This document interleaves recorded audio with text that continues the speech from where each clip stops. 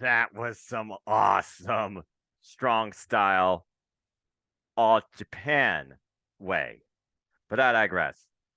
It was Friday night, and you know what that means. Hello, once again, everybody. Welcome back to my Simple brand. You know what this is, for I am the Simple Man, and my name is Noah Foster, bringing you once again another AEW Rampage, but also AEW Dynamite Rampage Hybrid Combo Full Gear Preview, Recap, and Review Special. As I come to you 6 to 7 p.m. Eastern Standard Time, Saturday night, November 19th, just ahead of Full Gear Buy-in, the 0 hour. Without further ado, let's get right into everything. For those that wonder what happened Wednesday, I was out celebrating with family with a great glass of wine for my mom's 59th birthday.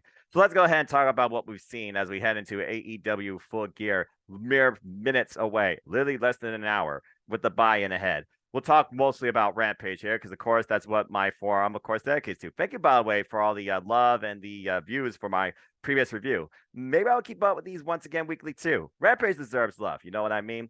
So AEW Rampage opened, of course, live from the Prudential Center with good old JR Jim Ross, calling it Dynamite. God bless that man. With Tony Schiavone and Chris Jericho, and, of course, Excalibur and Taz. And, of course, we have backstage with Renee Paquette and Lexi Nair, who always do great work.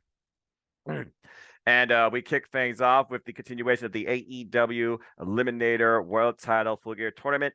Not in those conventional words. As Lance Archer already tried to maim Ricky Starks backstage once again, the two were brawling all the way to the ring. When they finally got there, we got some in-ring action, and Ricky Starks looked for the Rochambeau, but Lance Archer, his sheer size, mass, and power, and just intensity and violent aggression, definitely controlled most of this bout. As Ricky Starks looked for his sunset at one point, Lance Archer literally goozled him. He looked for the blackout, was unable to do it.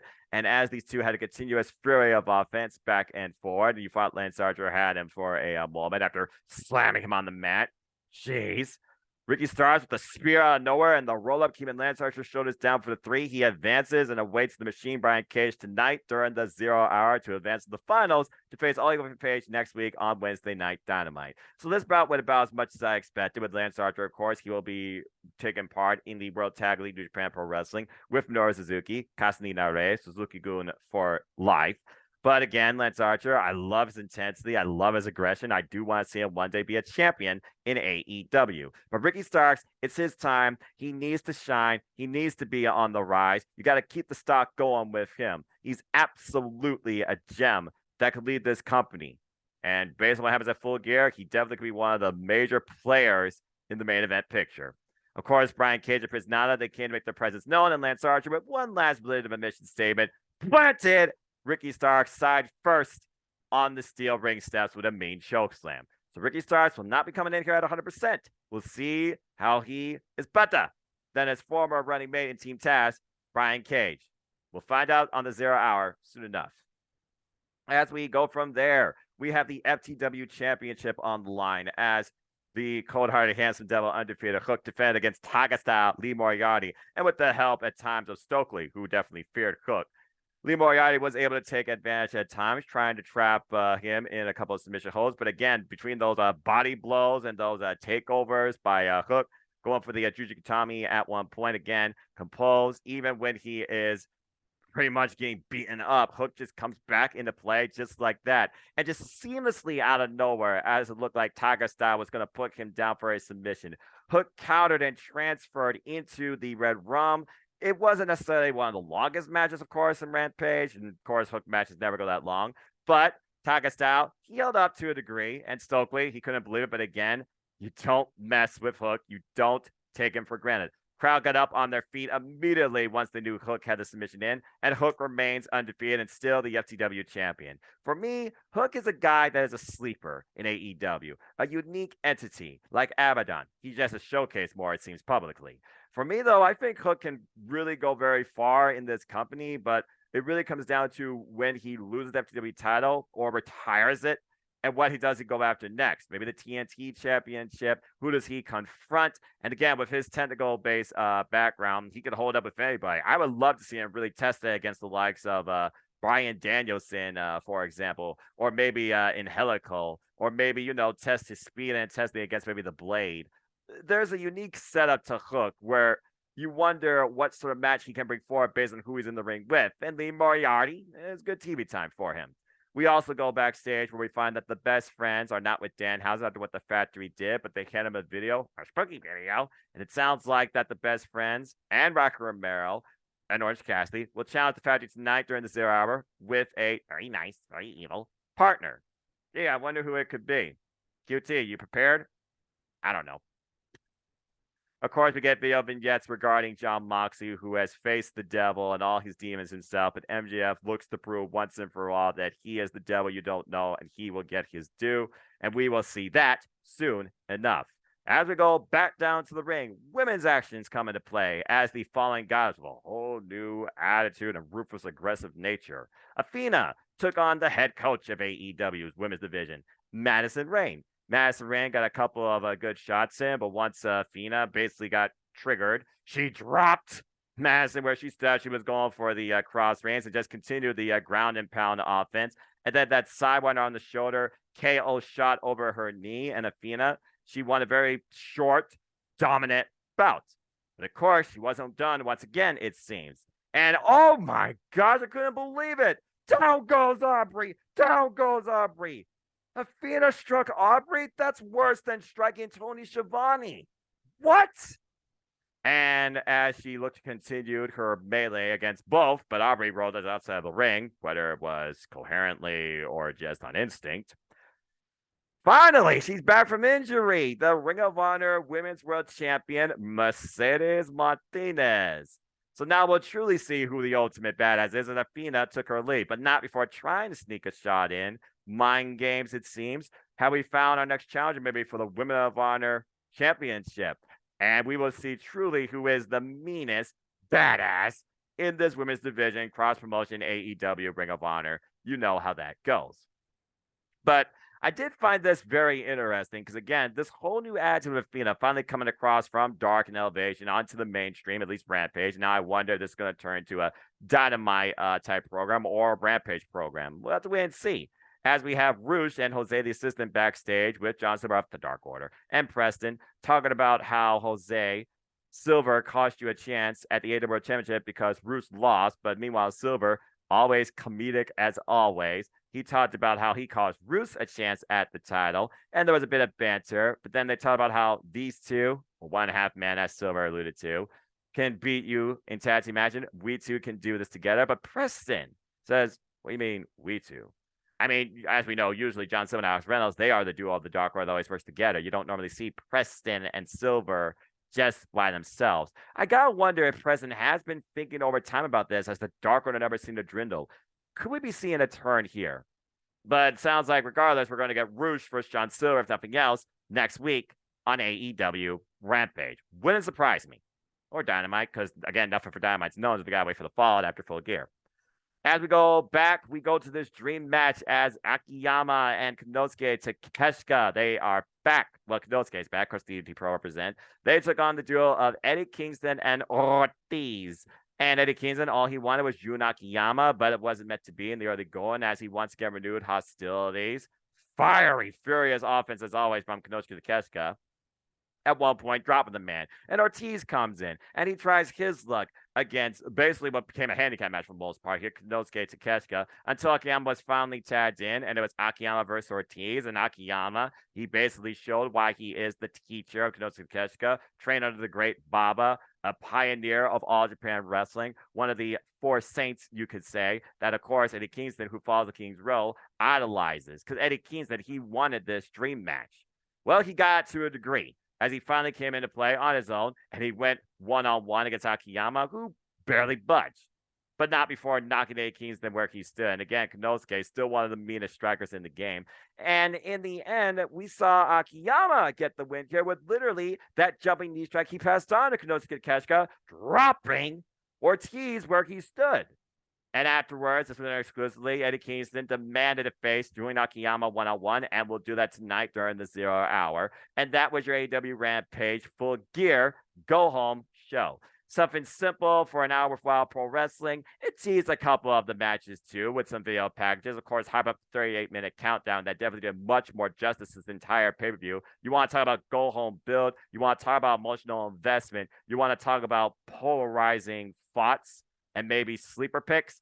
that countdown special might have you rethink some of your thoughts about tonight's pay-per-view too. But overall, I enjoyed this Rampage. It was a simple, subtle go home, nothing over the top, super crammed, as it shouldn't have been, which I didn't expect. As Excalibur, I'm pretty sure he almost ran out of breath. How does that guy still speak? I don't know. But with that being said, let's go ahead and talk about what's ahead tonight, shall we, for AEW Full Gear. Again, AEW Full Gear, I did a Simply Predicting panel with my friends. Please check it out on my YouTube channel. I know there's prediction panels all across YouTube. You know your opinions matter too. I also run a league for it as well, so get your predictions in, as I'm doing this a little bit before the 0 hour as well. And I hope that you tune in not only to this when you can, but also our coverage on the WWE Nerd Multiverse of media. But let's go ahead and simply talk about the matches that are ahead and maybe talk about some quick thoughts. As we know, it will be Brian Cage versus Absolute Ricky Starks in the 0 hour here in the World Title Eliminator semifinals of this tournament, where, of course, the winner faces all goes to the page this Wednesday on AEW Dynamite. Again, for me, Ricky Starks, he is the future. Not the future. He is the now. He is not a pillar. He is not here for 3 minutes of fame on the mic. He is here to showcase why he should be involved when you think about AEW World Championship. And now going in less than 100% against the Machine, Brian Cage, with Prince Nana, who finally had some momentum, beating Dante Martin in this thing. We'll see what Brian Cage is made of and how Ricky Starks once again overcomes a person much bigger than him, but also better in-ring shape. I'm looking forward to this match, but personally, I got to go absolutely with Ricky Starks because the guy, in my opinion, is a future AEW World Champion waiting to happen. It's as simple as that for me. As we move on from there, we also know that during the 0 hour, it will be 10-man action as the Factory takes on the AEW Electric Champion Orange Cassidy, best friends, and a very evil, very mystery partner, along with Rocky Romero. Now, what this could lead to, I feel it's just a fun little go home moment for you, hype moment, because again, you got to get the people what they want.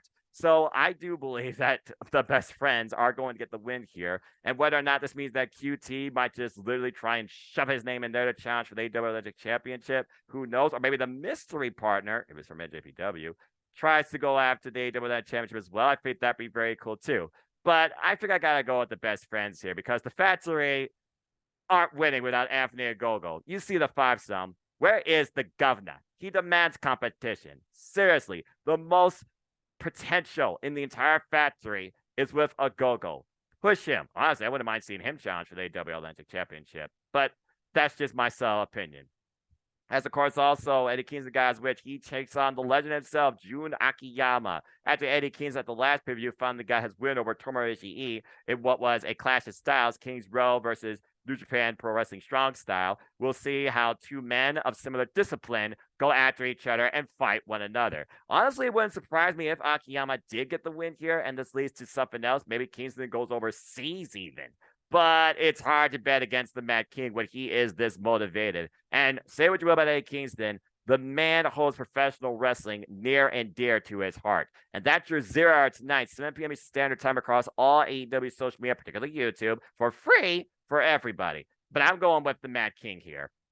As we now go to the pay-per-view that's available, of course, on the Bleacher Report app here in the States, but also, for those that don't know, you can, of course, check it out in select theaters, in select countries. It's available on YouTube on demand, and so many other ways, too. Let's go ahead and simply talk about what's ahead tonight on the pay-per-view, as Jungle Boy Jack Perry looks to finally settle things with Luchasaurus, get a bit of revenge and redemption in the name of his family and his late, great father, with a steel cage coming into play. Talk about the definition of a grudge match. Will Christian Cage have a plan? Will the rage be contained inside the steel structure? Will Jungle Boy Jack Perry overcome all the odds that he put for himself to finally get the better of these two and move forward? Christian Cage still not mega clear to compete. No doubt Jungle Boy Jack Perry wants to take his head off. I think Jungle Boy Jack Perry does get a bit of redemption here. What does it mean for Luchasaurus? He might go on a rampage of his own, but something tells me this still will be far from over. The Death Triangle defend the AEW World Trios Championships against the Elite, who returned. They started the whole thing as champions. They never lost the titles. They want them back. But of course, Pac's been trying to incite the Lucha Brothers to follow suit and do whatever it takes, Bellhammer against the title on hand, to prove why we are fighting champions. And why he alluded to on Wednesday that they have been waiting for them. We're going to see who's more prepared for the others. Kenny Omega and the Young Bucks, how often do you bet against them. If you want the Trios division to have some sort of direction, the Elite, they are the reason that they started it as champions. I think the Elite get it back. Although I have to say this that I didn't allude to during my Rampage talk. Will the House of Black rise once again and make their presence known against these former foes? Double or nothing callback? Maybe they cost them. Or maybe they cost the Elites. Either way, know that the House of Black will rise again with a whole new level and go for violence. And I can't wait for that. I love the House of Black. But I think that the Elite, the Elite, will get the titles back. Let's go ahead and move on to this quick little grudge tag match where, if nothing else, Sanjay Dutt, he has put everything on the line to prove his point that he is the smartest man in pro wrestling, and his best friends, Jay Lethal and Jeff Jarrett, they can get it done together where Sting and Darby Allin will fail. A little black and white vignette this past Wednesday on Dynamite, and basically when it comes to this, it'll be showtime.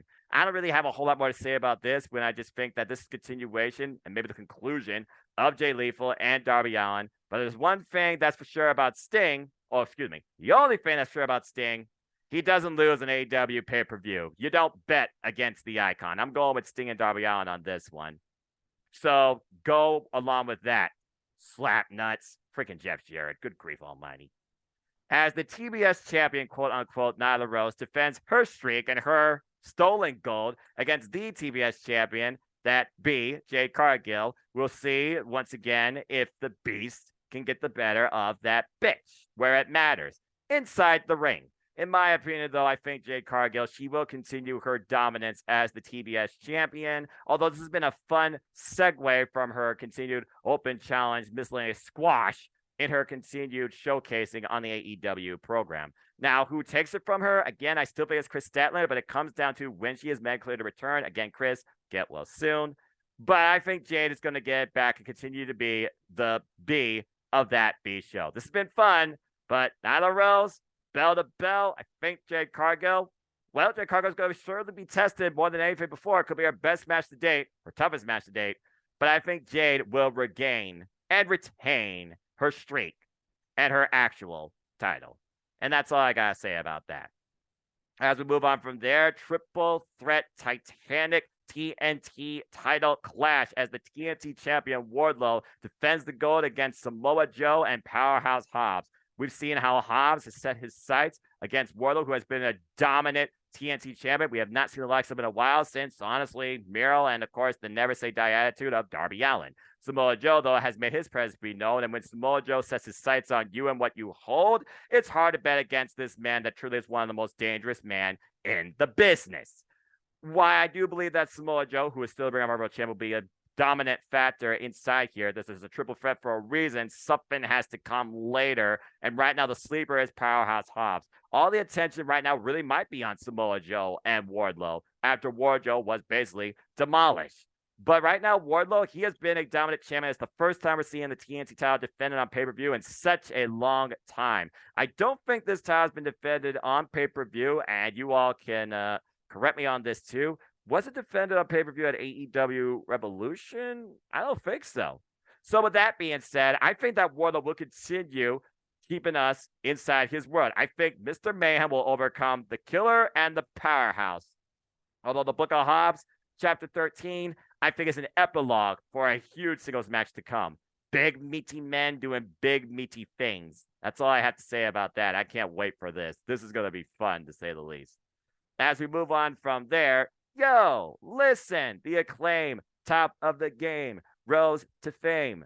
In my opinion, the Acclaim, they are one of the hottest tag teams on the scene in all of wrestling, next to FTR. But of course, Swerve in Our Glory, we see what Swerve is willing to do, but Lee says, I am the ultimate cheat code because I am the anomaly of wrestling. With the idea of scissoring being taken away from Daddy Ass, and we saw how much Bowen's arm was being exploited by Swerve this past Wednesday on Dynamite. What is Bowen's condition going into this? And will Keith Lee and Shane Strickland get it done when it matters the most? This is the rubber. But in my opinion, I think about FTR, who again aren't even booked on this pay-per-view. They should definitely have the next chance at the gold too and add to their legacy and become 8-star. But for me right now, because of all the momentum, because of all the fan investment, and because Billy Gunn still seeks vengeance, I think the Acclaim will retain, and I think Swerve will finally detour off into his own lane. Now, does the team fall apart during the match or after it? You tell me. But I think the Acclaim will hold on to the AEW Tag Team Championships because everybody loves the Acclaim, and there's no argument against that. As we move on from there, it is a comeback story of all sorts why someone defends their house. As Dr. Britt Baker, DMD, goes one-on-one with Saraya. For Saraya, it feels like a must-win situation. It is to prove what she has put forward so far in this industry, but what she has done since to bring her to this point. That wasn't all for nothing. But for Dr. DMD, this is to raise her stock, to finally get to the point that Saraya's been at. We saw the humbled but very motivational promo by the Doctor this past Wednesday on Dynamite to become a mainstream name in every house known in the world of professional wrestling. And she wants to do that at the expense of Saraya. If she does that, her star power and her stock goes through the roof. But will Saraya turn the page on a previous endeavor and start a new chapter in a brighter light? That remains to be seen. It's hard to bet against Saraya right now, and I feel like Britt, she might be putting too much stock into herself still in this match. I don't want to say she underestimates Saraya, but again, the confidence of the DMD is never something to not think about. And also, of course, she might have her entourage if Rebel, not Reba, is awake after getting knocked out by Toni Storm. Great match, Toni Storm and Jay from Wednesday Dynamite. But I think Saraya is going to get the win here, and we're going to get a different humbled Britt, but maybe a more pissed off Britt too. And it might lead to a domino effect in a match to come. But I'm going with Saraya. She says, "This is my house. Time to claim the key." At the expense of Dr. Britt Baker, DMD. In what I think is not going to be a one-off, but more remains to be seen. As we move on from there, the Ocho defends the Ring of Honor World Championship as Chris Jericho defends the gold against former Ring of Honor World Champion Bryan Danielson, former Ring of Honor World Champion Claudio Castagnoli, and Sammy Guevara. Sammy Guevara, we saw the backstage interview during AEW Rampage Full Gear. He has his own motivations to become a world champion in his own right too, but he simply says that the title will remain inside the Jericho Appreciated Society. And ultimately, that has to be the goal for both Sammy and Jericho. But we also seen how hungry and how determined Claudio Castagnoli and Bryan Danielson are to restore the honor of the Ring of Honor World Championship, while the Ocho looks to destroy the legacy of what this title has stood for 20 years. With with Ring of Honor Final Battle around the corner, it's hard to bet against Chris Jericho right now going in there as the face of this company to be dethroned by maybe a new face or another previous Ring of Honor World Championship in their own right. Think about who's on the poster. And with a fatal four-way, champion does not be involved in decision, but Sammy Guevara could be as an insurance policy. And I feel that's really going to be the story here. With Claudio and Bryan and their fire to become the Ring of Honor World Champion, will they butt heads, and will Chris Jericho particularly exploit that? Use the numbers against his favor. At the end of the day, it's about the Ring of Honor gold. Honor is real, but for Jericho, it is entertaining. And I think it continues. I have Chris Jericho escaping with the gold at the expense of Sammy Guevara. And that's all I got to say about that. As we move on from there, we go to the AEW Women's World Championship because, in my opinion, interim means you're only out for a short period of time. If you can't defend the title in 30 days, you should be stripped, and then you work your way back up to the top to regain your spot. Toni Storm has been an incredible, dominant factor, face, figure, fighter, competitor, holder of the AEW Women's World Championship, defending it and showcasing it every week. While Jamie Hayter, she has become so strong in her run in AEW. She is powerful, she is beautiful, she is motivated. And this newfound attitude, take no prisoners, friendships be damned, it literally could mean this could be her night to become champion. And I feel like I speak for many haters because I'm a hater. We want Jamie Hayter to come through and lead this company as its champion. But is it her time, and is there enough respect behind her win tonight if she's interim? That's the thing. If this wasn't interim, it'd probably be a different story. It's also their second ever one-on-one encounter within AEW.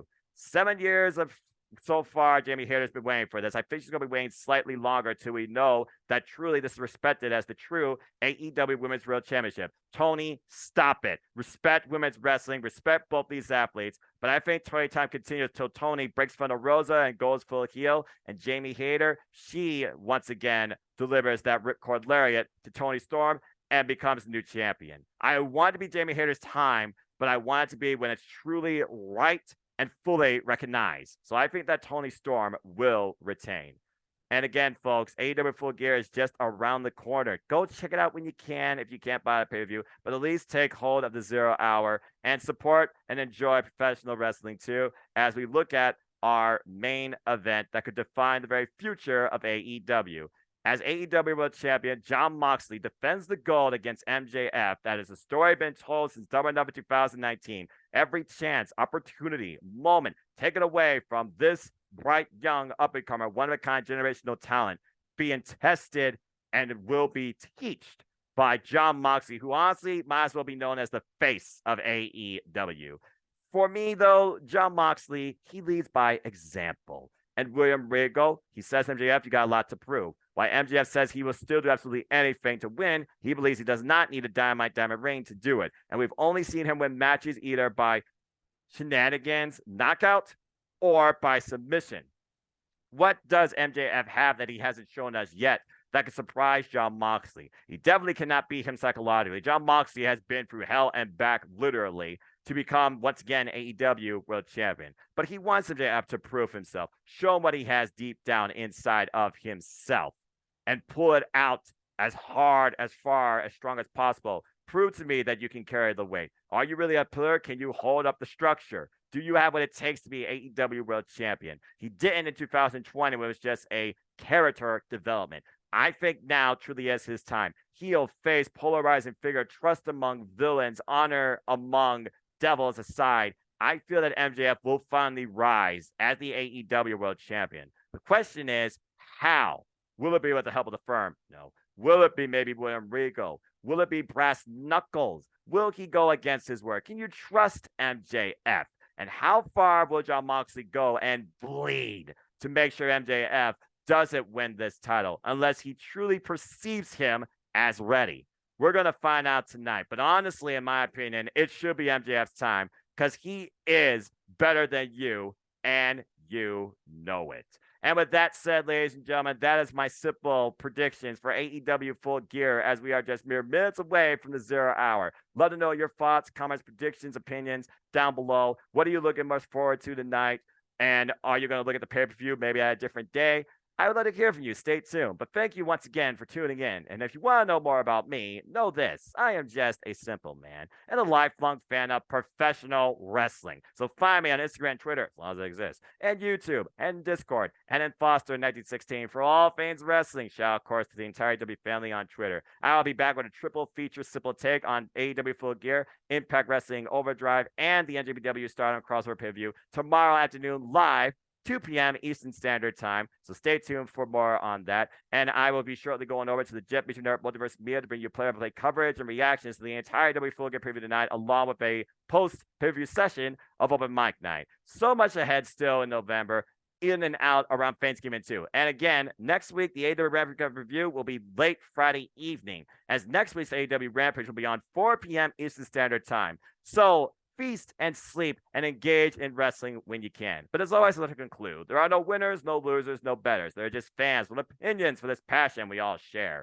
At the end of the day, folks, support one another, respect each other, protect your mentality too, and just enjoy life and enjoy professional wrestling too. It's as simple as that. And with that being said, thank you so much for tuning in. Please subscribe, comment, and tell a friend. Hit the bell as this video goes live on demand on this channel. And hit the subscribe button. Help me keep growing this channel. Shout out to all 255 of you that's been with me this fun YouTuber creator's journey. It's not laying up anytime soon. So with that being said, let's kick it into Full Gear as it's mere minutes away. Until next time I see you, make a positive impact in life and have a good night. It is MJF's time to lead this company because, folks, he is better than us. And we definitely have come to know it.